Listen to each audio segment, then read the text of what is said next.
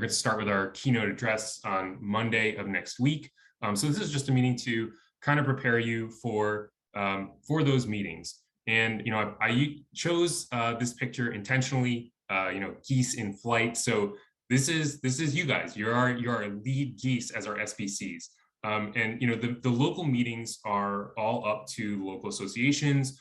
So they may be running them in different ways. They may not have reached out specifically to you to actually be the leader. Maybe they want to reserve that, let's say for their president or someone, their head of their government affairs committee. And that's totally all right. But I would still encourage you to think of yourself as a leader in that meeting. And by that, I mean, plan to attend and plan to be there to answer questions, make sure that you're thinking critically about these issues, to have stories prepared and be ready to participate. Because sometimes in these meetings, the way it goes is there'll kind of be a lead person who will cover our talking points, and then there's maybe some other folks on the call, but people haven't necessarily prepared for that second piece, the storytelling. And so I think that's really, really important. And I wanted to run an example by you about why storytelling is so key here. What I wanted to talk about is a change that we were able to accomplish, I think it was last year, in the tax code. And tax code is pretty boring. And what I can tell you is that basically we noticed a delta between federal and state law. We closed a loophole, and that allowed folks to get the full benefit of the programs under the CARES Act, including the Paycheck Protection Program, because money that was going to be forgiven under the CARES Act would be charged state tax in Massachusetts, even though the CARES Act explicitly said that shouldn't happen. Those are the facts. Kind of dry. It is what it is.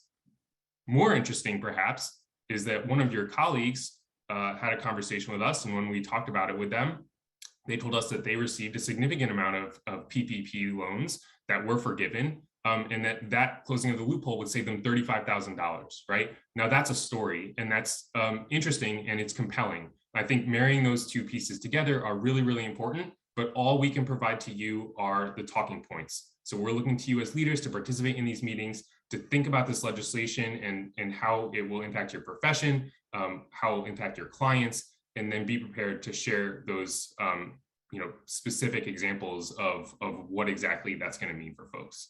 And I've got our website up there. I'm sure you've seen it. If you just go to marealtor.com, it's the head banner on the lead page, and they'll take you to the Week of Advocacy site that'll have our talking points, our one-pagers, information for how to register for the keynote, as well as links to find out more about what your local association is doing. So I'm a big Celtics fan. I don't know if anyone else on the call is tonight. Today is game one of the finals, so we have some Celtics crossover here that I hope will be interesting and maybe somewhat entertaining. So it's time to go on offense with this one, and we have our slam dunk housing production bill. So folks mentioned housing production. That is our number one issue of the day. And we hear a lot from legislators. I know you've probably all heard it in your meetings with them of, well, MAR always says no, right? What do you want? What do you stand for? You're always telling us no, no, no. You just want to preserve the status quo. Well, I'm here to tell you that is not the case. We do push for things. And in fact, you'll see that our priorities this year for our Week of Advocacy include more things we are asking for rather than pushing against. And this being chief amongst them. Folks say they want us to be part of the conversation. They want solutions. Well, here's our solution. It's a bill that has some pretty complex stuff in it, doing our best to boil it down for you. Basically has zoning reform. So 1.5% of a town's developable land should permit multifamily by right. You've seen the headlines, I'm sure, about the pushback on MBTA communities, which is this at a much smaller and lesser scale. So imagine this will be quite controversial, but that is, if we want to resolve the housing crisis, we need to build more housing. Multifamily is the most efficient way to do that. This will create results, and ADUs by right in all single family zoning districts. This also expands housing choice. So you'll remember that was our top priority of the last several years. That was enacted at the end of last session. It changes zoning voting locally from a 2/3 supermajority to a 50+1% simple majority for several different smart growth issues. This would expand that, so the simple majority votes rather than a supermajority to variances and special permits, as a lot of towns are kind of using those to push back on production by requiring a great deal of production decisions to have to go through needing variances or needing special permits. This will make it easier to access those. It also includes uniform site plan review, which will help spur on development because there's no universal standards. Different towns do different things. The more differences there are, the harder it is to plan, the harder it is to take advantage of economies of scale, the more complex it is for developers. So this is our sort of let's go on offense bill. We also, of course, like the Celtics, who are renowned for their defense, need to play some defense as well. These are things that should look pretty familiar to you. Transfer taxes, something we've been opposing successfully now for 30 years. There is an increased interest in transfer taxes, despite the fact that the state is running a significant surplus in tax collections, especially with some of the recent changes in office. Michelle Wu, the new mayor of Boston, being a large proponent of them. Boston having a second transfer tax bill under her. There was a prior one under Kim Janey, the last mayor, and Mayor Walsh. So this would, transfer taxes, the arguments remain the same. Increase the cost of housing. They're unfair because they hit a very small percentage of home buyers or sellers. They stifle diversity and inclusion. Towns are largely segregated in a lot of ways due to a lot of historic things that have happened. Raising the cost for folks to get in is likely to hold that status quo. So that's problematic. The other piece we have is the tenant's right of first refusal, or also known as a tenant's option to purchase, TOPA. This was actually enacted, was passed, by the legislature last session. It was not enacted because the governor vetoed it at the 11th hour. And it was vetoed so late in that session that the legislature was not able to come back and override the veto. Now, that said, the governor also vetoed a climate bill that the legislature then went back in the next session and immediately passed a second time. They did not do that with TOPA, which was part of a larger economic development bill. So it sort of has laid dormant, but know that the legislature did support it in the past. So we continue to have significant concerns about it coming back. And the big challenge with TOPA is that it really slows down the processes of selling a multifamily property. It's legislation that sounds good in a lot of ways, right? Oh, we want people to be able to stay in their home, so why not give them an option to buy it? The reality is that they already have an option to buy it. Anyone can buy property, and this would just build in delays into a process. So when the owner of the multifamily building goes to sell, the tenants can raise their hand at different points in the process and create delays. And those delays may lead to them purchasing or potentially not, but it creates a lot of uncertainty in the sale. And of course, that makes multifamily property less marketable. If you have multifamily property that's less marketable, why would anyone want to build it? And of course, building multifamily property is what we need to move us out of the housing crisis we're currently in. So really detrimental to achieving the ultimate ends, which is that we want more multifamily housing produced to help move us out of the crisis that we're currently in. So our final couple of bills here, we want to throw an assist and help improve the profession. Here's Al Horford at practice working on his game, his assists. So we have our Fair Housing and Diversity Inclusion Education Bill. This would require 4 of 40 hours be devoted to these topics in the licensing courses, and then 2 of 12 continuing education hours as well. This bill is actually sort of glommed down with some other bills and was reported favorably. It's where is it at? It's now, so it's reported favorably from Consumer Protection now before the Rules Committee. So it has made some positive progress. The bill also has some technical cleanups where currently in continuing education course credit is limited to, I think it's based on folks' birthday. So there's a delta between when you achieve your license and your birthday, when a new agent will not get credit for their continuing education courses, thereby disincentivizing them from taking it. Why would you take courses that you can't take credit for? We'd love to think that people are just interested in the subject matter, but we know that credit is a very important part of the equation, right? So this would clean that up and allow folks to get credit for those courses immediately. So once they've completed their licensing course, wherein they would have now under this bill to have 4 hours of fair housing, diversity and inclusion education, they could immediately then go and take CE on that or other subjects. And CE would also, have a requirement for the same, some of the same subject matter to be covered.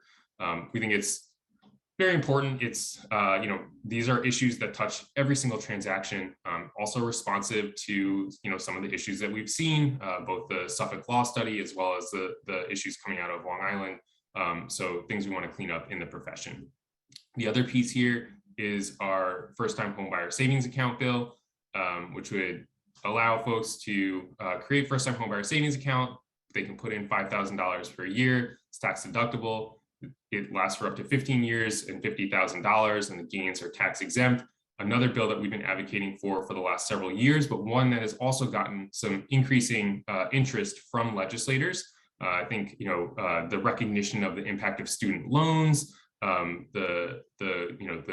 all the expenses that folks are facing, all-time highs in housing prices, the pandemic. These are all things that are playing a role in this getting kind of, I think, a renewed interest from legislators. This bill also has made some positive progress. It was reported favorably by Consumer Protection and is now before, by Revenue, and is now before the Ways and Means Committee. So those are our priority issues. I guess I'll pause here if folks have any questions on that they'd like to ask, and otherwise I'll just move on to a couple of sort of overarching issues that we're seeing through the end of session here. Any questions on the priority bills? Great.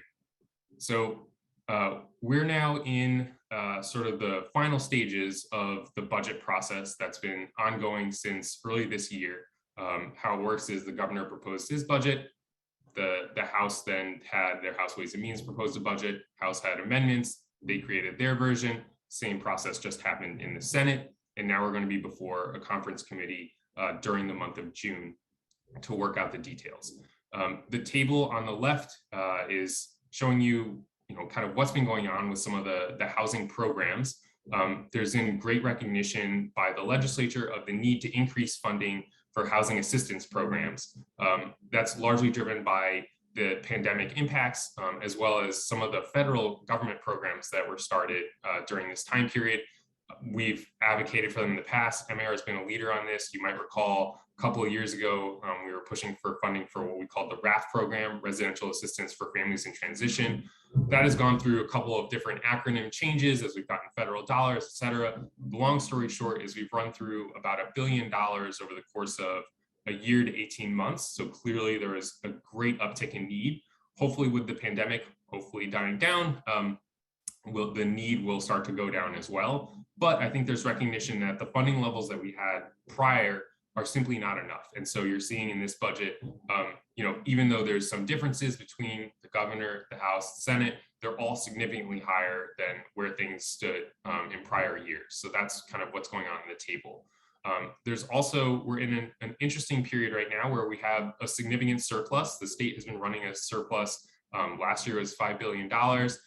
Thus far in 2022, the latest figures I saw were as of mid-April, the state was running a $1.5 billion surplus. So the state is kind of flush with cash right now, and that has prompted several interest groups as well as the governor to call for tax relief. The governor proposed a bill that did include a couple of pieces of housing assistance, including increasing the cap on taxpayer rent deductions for renters, which again kind of goes hand in hand with this additional assistance, particularly for renters. We think those are some pretty good ideas. The legislature has been expressed kind of, I would say, tepid interest in it. They chose not to put tax break pieces into the budget, but the way the governor filed it is he filed a separate tax relief bill, and it sounds like there might be some interest to do something with that, or a separate bill, but some sort of tax relief in the future. That said, we've only got a couple months to go here in session, and there's a lot of pretty big issues that are still out there. So there's a climate bill that's floating around. There was one passed early this session that I mentioned earlier that had previously been vetoed by the governor and then was repassed. So there's another climate bill that's floating around. The Senate worked on it. The House is now looking at it. There's talk in that of doing something with gas bans, potentially a pilot program. Other big issues that we've heard legislative leaders talk about: healthcare and drug costs. Mental health has been a priority issue of the Senate for the last couple of years. On the flip side, sports betting has been that type of issue for the House. We have an economic development bill that's floating around that we think is likely to be a vehicle for some sort of housing policy. That's something to keep an eye on for things like transfer taxes, TOPA, but also some of our zoning pieces that we're working on. And finally, kind of a recent new issue. So this kind of juggling of what do we do with our tax surplus, but then do we do some tax relief? There's also been talk of raising new revenue, even though revenues are coming in at record pace. And so what does that look like? Is that transfer taxes? The way this was actually specifically mentioned was in relation to kind of gig economy issues. And so does that mean there's going to be looking at sales tax on services, which is obviously something we'd have significant concerns about and have pushed back against before. So it's going to be a whirlwind at the end of session, as it always is. We're kind of entering the home stretch at this point. And so, this our week of advocacy here is really well timed to have as big an impact as possible at the end of session. So that's all I've got for my presentation. Thank you all so much for coming, and I'm happy to answer questions if folks have them.